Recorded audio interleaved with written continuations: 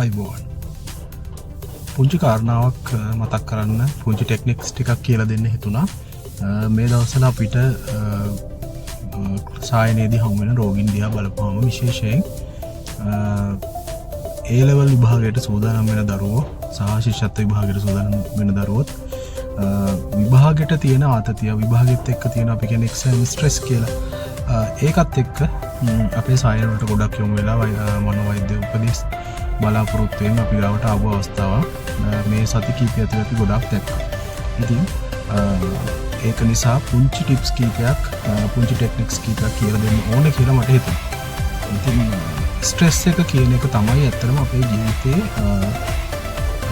අපි කරන කියන කටයුතු පවත්වාගෙන යන්න උදව් වෙන ඩ්‍රයිවර් එක. එතකොට ස්ට්‍රෙස් එක තිබ්බේ නැත්නම් මේ මානව සංහතිය මේ දක්වා සර්වයිව් වෙන්නේ නැහැ. හේතුව තමයි ස්ට්‍රෙස් එක නොතිබ්බනම් අපි කෑම හොයාගෙන යන්නේ.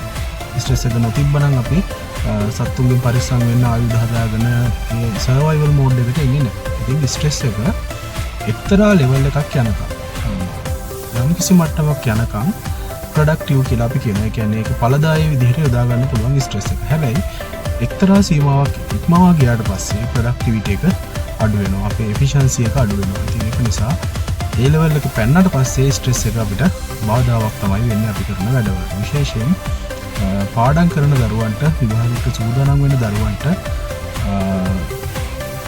ස්ට්‍රෙස් එක වැඩි වුණාම ඒ වැඩ කරගන්න බෑ. අවධානය තියාගන්න බෑ. හිත එහෙට මෙහෙට දුවනවා. ඉස්සරහට මෙහෙම වෙයි. ලියන්න බැරි වෙයි. මේ ටික මට මතක නැහැ. ඔය වගේ දේවල් මතක් වෙන්න ගන්න. ඉතින් සමහර වෙලාවට මේක ස්ට්‍රෙස් එක වැඩිම වෙලා අපි කියන කාන්සා තත්ත්වෙ එහෙම නැත්නම් ඇන්සයිටි තත්ත්වයකට එනවා. එහෙම වුණාම අපේ ශරීරයේ කෝටිසෝල් මට්ටම නොරැඩිනලින් මට්ටම වැඩි වෙලා ෆිසිකල් සිම්ප්ටම්ස් ඒ කියන්නේ ශාරීරිකව දැනෙන වෙනස්කම් දැනෙන්න පටන් ගන්නවා. උගුරකට වේලෙනවා, පපුව ගැහෙනවා වගේ දැනෙනවා, එක තැනක ඉන්න බෑ, ඇවිදින්න හිතෙනවා, මසල්ස් ගොඩක් ටයිට් වෙලා වගේ දැනෙනවා. ඉතින් ඔය වගේ රෝග ලක්ෂණ ආවහම ඇත්තටම ප්‍රතිකාර වලට යොමු වෙන එක වඩා හොඳයි. ඉතින් ඒ මට්ටමට යන්න කලින් මේක නවත්තා ගන්න. ඒ කියන්නේ අපේ ස්ට්‍රෙස් එක අපි මැනේජ් කරගන්න හරියට දන්නේ නැති වුණාම තමයි ගොඩක් ප්‍රශ්න වෙන්නේ. ඉතින් අපිට කරන්න පුළුවන් පුංචි දේවල් ටිකක් තියෙනවා. විශේෂයෙන් ඔය රිලැක්සේෂන් ටෙක්නික්ස්. ඒ කියන්නේ මනස සහ ශරීරය සැහැල්ලු කිරීමේ ක්‍රමවේද කීපයක් තියෙනවා. ඉතින් මේකෙන් එකක් දෙකක් මම කියලා දෙන්නම්. එකක් තමයි මේ බොක්ස් බ්‍රීතිං කියන එක. බොක්ස් බ්‍රීතිං එකේදී කරන්න බොහොම සරල වැඩක්. ඔයා කොහේ හිටියත් කොතන හිටියත් ඔයාලට මේක කරන්න පුළුවන්. ඔයා හුස්ම ගන්නකොට අපි මනසින් එහෙම නැත්නම් අත ඉස්සරහට දික් කරලා ඔයාලට පුළුවන් බොක්ස් එකක් නිර්මාණය කරන්න. එහෙම නැත්නම් කොටුවක් නිර්මාණය කරන්න. ඔයා හුස්ම ගන්නකොට 1 2 3 4 කියලා හුස්ම ගන්නකොට ගණන් කරනවා. 1 2 3 4 කියලා හුස්ම රඳවාගෙන ඉන්නවා.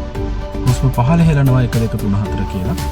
හුස්ම පහළ හෙලලා නැවත හුස්ම ගන්න නැතුව ආයෙ රඳවාගෙන ඉන්නවා 1 2 3 4 කියලා.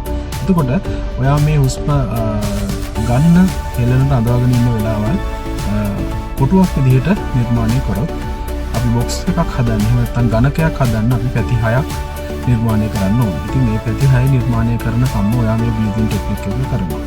එතකොට මේ වෙලාව ගත වෙනකොට ඔබගේ මනස සහ ශරීරයේ යම් කිසි සැහැල්ලුවක් ඔබට දැනෙනවා. ඉතින් මේක try කරලා බලන්න. ඊළඟට තව එකක් තමයි ග්‍රවුන්ඩින් ටෙක්නික්ස්. ඒ කියන්නේ අපේ ශරීරයට දැනෙන දැන් අපේ මනස එහෙම දුවන ගමන් තියෙන්නේ. අපේ ශරීරය ටයිට් වෙලා තියෙන්නේ. ඉතින් ඒ වෙලාවේ ඔයගොල්ලන්ට කරන්න පුළුවන් දෙයක් තමයි ඔබේ මනස සැහැල්ලු කරන්න. එහෙම නැත්නම් ඔබේ අවධානය ශරීරයේ තියෙන සංවේදන වලට යොමු කරන වැඩ. ඒ කියන්නේ අපි කියනවා ග්‍රවුන්ඩින් ටෙක්නික්ස් කියලා. මේකේ තියෙනවා 5 4 3 2 1 ටෙක්නික් එක. මේක ඉතින් ගණන් කර කරන්න ඕනේ නැහැ. නමුත් ඔබට පුළුවන් විදිහට ඔබ ඉන්න තැන ඉඳලා කරන්න පුළුවන් වැඩක්. මේකෙදි කියන්නේ ඔබ ඉන්න ස්ථානයේ ඉඳලා දකින්න දේවල් 5ක් නම් කරන්න. ඊළඟට ඇහෙන දේවල් 4ක් නම් කරන්න. දැනෙන දේවල් 3ක් නම් කරන්න. දැනෙන සුවඳවල් 2ක් නම් කරන්න. දැනෙන රසවල් 1ක් නම් කරන්න. නම් කරන්න කියන්නේ ඔයගොල්ලන්ට ඒක ජස්ට් හිතලා මතක් කරන්න පුළුවන්. මට ඉස්සරහින් ගහක් පේනවා, මට ඉස්සරහින් පෑනක් පේනවා, පොතක් පේනවා මේ වගේ. ඊළඟට දැනෙන සුවඳක් මොනවා හරි ඔබට සිහි කරන්න පුළුවන්. ඒ වගේ දෙයකින් ඔබේ සෙන්සර්ස් වලට ඔබේ අපි කියන අපේ සංවේදන ඉන්ද්‍රියන් වලට අපේ අවධානය යොමු වීමත් එක්ක අර සිතුවිලි ගලාගෙන ඇවිල්ලා ඔබව ස්ට්‍රෙස් වෙන එක චුට්ටක් අඩු. ඒක ඔයාලගේ ග්‍රවුන්ඩින් ටෙක්නික්ස් ගොඩාක් තියෙනවා. ඒ අතරේ ඔයගොල්ලන්ට ළඟ තියාගන්න පුළුවන් යම් කිසි සීතල දෙයක්, අයිස් කැටයක්, වතුර පුරපු බෝතලයක්, වීදුරුවක් වගේ එකක් තියාගත්තොත් ඉක්මනින් ඔයාගේ ඒ කාලවල අත දාලා බලන්න පුළුවන් නම් අපේ අතේ ඇඟිලි තුඩු වලට දැනෙන සීතල රස්නේ වෙන්න පුළුවන්, සීතල වෙන්න පුළුවන්, ඒක රෆ් ගතිය වෙන්න පුළුවන්, සුමට ගතිය වෙන්න පුළුවන්. ඒ වගේ දෙයකට ටක් ගාලා අපේ මනස යොමු කරන්න පුළුවන්. ඉතින් ඒකෙන් අර ඔයා ස්ට්‍රෙස් වෙලා, ඇන්ෂස් වෙලා ඉන්නකොට අපේ ආතතියටපත් වෙලා තියෙන, එහෙම නැත්නම් කාංසාවටපත් වෙලා තියෙන ගතිය මග හරව ගන්න පුළුවන්. ඒ වගේම අපිට කරන්න පුළුවන් වේගල් ස්ටිමියුලේෂන් කියන ටෙක්නික් එක. මේකෙදි අයිස් වතුර ටිකකින් ඔයා ගොඩාක් කලබලෙන් වගේ ඉන්නවා නම් අයිස් වතුර ටිකකින් මූණ චුට්ටක් හොදාගෙන බලන්න. අර හાર્ට් රේට් එක වැඩි වෙලා, හුස්ම ගන්න අමාරු වෙලා දෙන ගතිය අඩු වෙලා යනවා. ඉතින් මේක නිතර කරන්න යන්න එපා. ඔකේ හැමෝට හොඳ නැහැ සහ සෙම තියෙන කට්ටියට ප්‍රශ්න ඇති වෙන්න පුළුවන්. ඊළඟට තව කරන නරක දෙයක් තමයි අපේ ළමයි විභාග කිට්ටු කරලා තියෙන ඔක්කොම පාඩම් කරන්න උත්සාහ කරන එක. ඉතින් දැන් දරුවනේ ඔයගොල්ලෝ ඉගෙන ගන්න ඕන ටික ඉගෙනගෙන ඉවරයි, පාඩම් කරන්න ඕන ටික පාඩම් කරලා ඉවරයි. මේ වෙලාව තියෙන්නේ රිවයිස් කරගන්න, රිවිෂන් එකක් කරගත්තට කමක් නැහැ. හැබැයි අලුත් දේවල් ඉගෙන ගන්න උත්සාහ කරන්න එපා. ඒක කරන්න බෑ. මේ වෙලාව ඔයාගේ බ්‍රේන් එක ඕපන් නැහැ. ඔයාලා බොහොම පොඩි රෂ් එකක ඉන්නේ. ඉතින් ඒක නිසා අලුත් දේවල් ඉගෙන ගන්න මේක වෙලාව නෙමෙයි. ඉගෙන ගත්තේ නැති, මතක නැති දෙයක් තියෙනවා නම් ඒක අතහැරලා දාන්න. ඒක පස්සේ දුවලා අනේ මේ කැල මට බැරි වුණා කියලා ඒක හොයාගෙන යන්න උත්සාහ කරන්න එපා. ඊට වැඩිය හොඳයි ඔබ දන්න ටික තව ටිකක් පොලිෂ් කරගන්න එක. අනිත් එක මේ දවස් ටිකේ හොඳට නිදා ගන්න. නිදි මරාගෙන මම දැකලා තියෙනවා විවිධ පුනරීක්ෂණ පන්ති වගේ දේවල් තියෙනවා, ගෲප් ක්ලාසස්, ගෲප් ඩිස්කෂන් වගේ ඒවා තියෙනවා.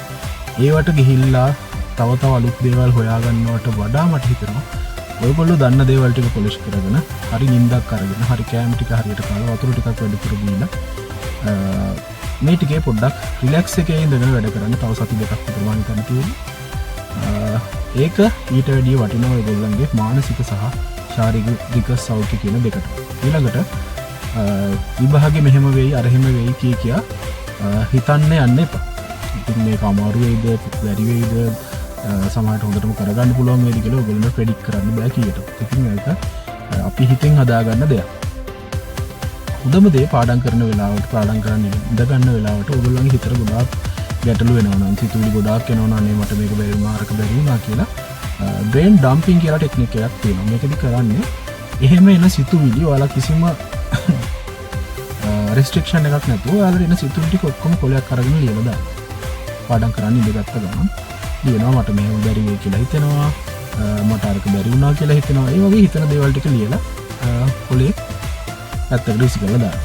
ඊළඟට අර ගොඩාක් ස්ට්‍රෙස් වෙලා ඉන්න වෙලාවට තව කරන්න පුළුවන් එකක් තමයි ඩබල් බ්‍රීතිං. එහෙම නැත්නම් හුස්මක් අරගෙන ඒ උඩට තව එක හුස්මක් ගන්නවා කියලා. හරි. ඒකෙනුත් අපේ ඩොපමින් ප්‍රමාණය වැඩි කරනවා කියලා හොයාගෙන තියෙනවා. ඉතින් ඒ වගේ දේවල් කරලා බලන්න. ඉතින් ඕවා කරලත් විසඳුමක් ගන්න බැරි නම් මනෝවෛද්‍යවරයෙක් නැත්තම් වෙනත් වෛද්‍යවරයෙකුට කමන්නේ ගිහිල්ලා මුණ ගැහෙන්න. මේවට ප්‍රතිකාරමය ඖෂධමය ප්‍රතිකාරයක් තියෙනවා. හැබැයි ඖෂධමය ප්‍රතිකාර වලට නොයා අපි මේ වගේ දේවල් වලින් ප්‍රශ්න ගොඩ දාගන්න එක මේ වෙලාවේ වඩා හොඳයි. මොකද ඔයා ඖෂධ අරගෙන ඒකට ට්‍රේන් වෙලා ඒකත් එක්ක වැඩ කරන්න පටන් ගන්න, ඒකට ටිකට හුරු වෙන්න කාලය දැන් මදි. ඉතින් ප්‍රශ්න ගැටලු තියෙනවා නම් කතා කරන්න, කමෙන්ට් කරන්න, පුළුවන් විදිහට අපි උදව් කරන්න. බොහොම ස්තුතියි.